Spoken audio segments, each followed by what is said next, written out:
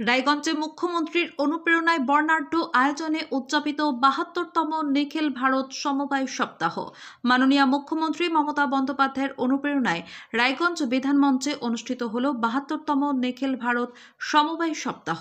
আয়োজনে দায়িত্ব ছিল সমবায় সপ্তাহ উদযাপন কমিটি, রায়গঞ্জ কেন্দ্রীয় ব্যাংক লিমিটেড, উত্তর দিনাজপুর জেলা সমবায় দপ্তর, জেলা সমবায় ইউনিয়ন এবং জেলার বিভিন্ন সম্পদ সমিতি। সমবায় সপ্তাহের মূল ভাবনা স্বনির্ভর ভারত গড়ার মূল বাহন হল সমবায়।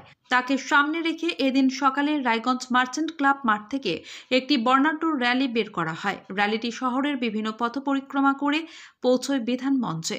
ব্যাংকের বিভিন্ন আধিকারিক, কর্মচারী, সাধারণ মানুষ সহ উপস্থিত ছিলেন সংগঠনের অন্যতম সদস্য বৈকণ্ঠ বৈশ্য ও পূর্ণেন্দু দেব প্রমুখেরা। র্যালিতে অংশগ্রহণ করেন উত্তর দিনাজপুর জেলা পরিষদের সভাপতি পম্পা পাল। বিধান মঞ্চে অনুষ্ঠানের শুভ সূচনা হয় প্রদীপ প্রজ্বলনের মধ্য দিয়ে। এই প্রসঙ্গে জেলা পরিষদের সভাপতি পম্পা পাল বলেন, গ্রাম ও শহর মিলিয়ে মানুষের আর্থ-সামাজিক উন্নয়নে সমবায়ের ভূমিকা অপরিসীম। স্বনির্ভরতার পথে সমবায়ই সবচেয়ে কার্যকর শক্তি। এরপর বক্তব্য রাখেন উত্তর দিনাজপুর জেলা সমবায় ব্যাংকের চেয়ারম্যান রতন চৌধুরী। তিনি বলেন, সমবায় ব্যবস্থাকে আরও শক্তিশালী করতে ব্যাংক ও প্রশাসন একসঙ্গে কাজ করছে। কৃষি, ক্ষুদ্র শিল্প, স্বনির্ভর গোষ্ঠী সব ক্ষেত্রেই সমবায়ী উন্নয়নের ভিত্তি। অনুষ্ঠানে সমবায় আন্দোলনের ইতিহাস, বর্তমান কার্যকারিতা এবং ভবিষ্যৎ পরিকল্পনা নিয়ে আলোচনা করা হয়। এদিন এই আয়োজনে সাধারণ মানুষের উপস্থিতি ছিল উল্লেখযোগ্য। বছরের মতো এবছরও ৭২তম নিখিল ভারত সমবায় সপ্তাহ উদযাপনে আমরা সকলেই একত্রিত হয়েছি। আমাদের উত্তর দিনাজপুর জেলার বিভিন্ন প্রান্ত থেকে আসা সমবায় সমিতির নির্বাচিত প্রতিনিধিরা এখানে উপস্থিত রয়েছেন এবং আমাদের এখানে কোঅপারেটিভ ব্যাংকের আমাদের চেয়ারম্যান আমাদের তিলক চৌধুরী মহাশয়, আমাদের বর্ষিয়ান, আমাদের সকলের অভিভাবক উনি উপস্থিত রয়েছেন। আরো অন্যান্য আধিকারিক অফিসাররা এখানে উপস্থিত রয়েছেন। আমাদের পূর্ণেন্দু বাবু এখানে উপস্থিত রয়েছেন।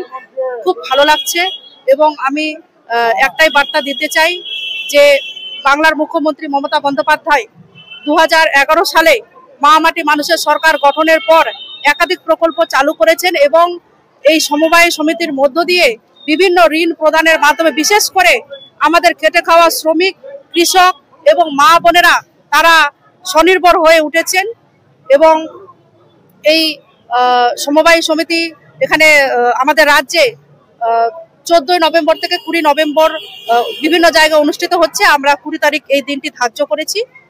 খুব ভালো লাগছে এবং ধাপে ধাপে আমাদের রাজ্যে এই নির্বাচনগুলো হয়েছে, সমবায় সমিতি পরিচালনা সমিতির আমাদের নির্বাচনগুলো হয়েছে এবং আরো কিছু জায়গায় বাকি আছে। সাধারণ মানুষ, বিশেষ করে খেটে খাওয়া মানুষ এই সমবায়ের সমিতির মধ্য দিয়ে বিশেষভাবে উপকৃত হচ্ছেন। এটা খুব ভালো লাগছে। এখানে আমাদের আজকে একটাই বার্তা, যে আমরা একটা বার্তা বলে থাকি, সাক্ষরতার আলো ঘরে ঘরে জালো। আমরা বলবো সমবায় সমিতির আলো ঘরে ঘরে জালো। খুব ভালো লাগছে। প্রথমে আপনার নাম এবং পরিচয়টা। আমার নাম হচ্ছে তিলক চৌধুরী, আমি রায়গঞ্জ সেন্ট্রাল কোঅপারেটিভ ব্যাংকের চেয়ারম্যান। আমাদের ব্যাংকের অধীনে 18টা ব্রাঞ্চ আছে, right from Chopra to Harirampur পর্যন্ত। 2 দিনাজপুরে আমাদের এই ব্রাঞ্চগুলি রয়েছে। আজকের কর্মসূচিটা হচ্ছে 2012 সালে রাষ্ট্রসংঘ 2012 সালটাকে আন্তর্জাতিক সমবায় সপ্তাহ হিসাবে পালন করেছে। 2012-র পরে এই 2025-এ রাষ্ট্রসংঘ এইটাকে আন্তর্জাতিক সমবায় সপ্তাহ হিসাবে পালন করছে। আমরা সারা পৃথিবীর সাথে, তার সাথে সারা ভারতবর্ষের সাথে, পশ্চিমবাংলার সাথে রায়গঞ্জেও আমরা সমবায় সপ্তাহ পালন করছি এবং রায়গঞ্জের এই রায়গঞ্জ সেন্ট্রাল কোঅপারেটিভের বিভিন্ন ব্রাঞ্চ সমবায় সপ্তাহ পালন করছে। আজকের অনুষ্ঠানে মূলত যে জিনিসটা আছে সেটা হচ্ছে সমস্ত সমবায়ী যারা বন্ধুরা আসবেন তাদেরকে সমবায় সম্বন্ধে সময়ের তালে তালে সমবায় যে এগোচ্ছে সেই ব্যাপারে ওয়াকিবহাল করা এবং সমবায় আন্দোলন মজবুত করার লক্ষ্যে আজকের এই সম্মেলন।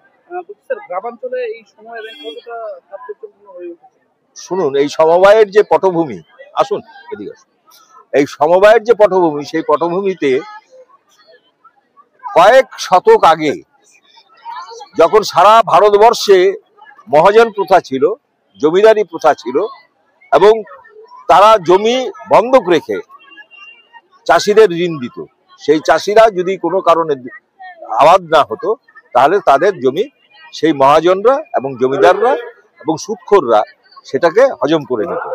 এই যে কনসেপ্ট, এই কনসেপ্ট থেকে বেরোনোর জন্য, প্রান্তিক চাষিদের উপকৃত করার জন্য এই সমবায় গড়ে উঠেছে, যে সমবায়ের মধ্য দিয়ে নামমাত্র সুদে আমরা প্রান্তিক চাষিদের এবং সেলফ হেল্প গ্রুপ মহিলাদের আমরা ঋণ দিয়ে থাকি, যার মধ্য দিয়ে আত্মনির্ভর পশ্চিমবাংলা, আত্মনির্ভর ভারতবর্ষ গড়ে ওঠার লক্ষ্যে পৌঁছচ্ছে। এটা কতদিনের কর্মসূচি? এটা হচ্ছে আপনার সপ্তাহভর, 14 তারিখ থেকে শুরু হয়েছে, আজকে শেষ। আমরা শেষ দিনটা রায়গঞ্জে করি।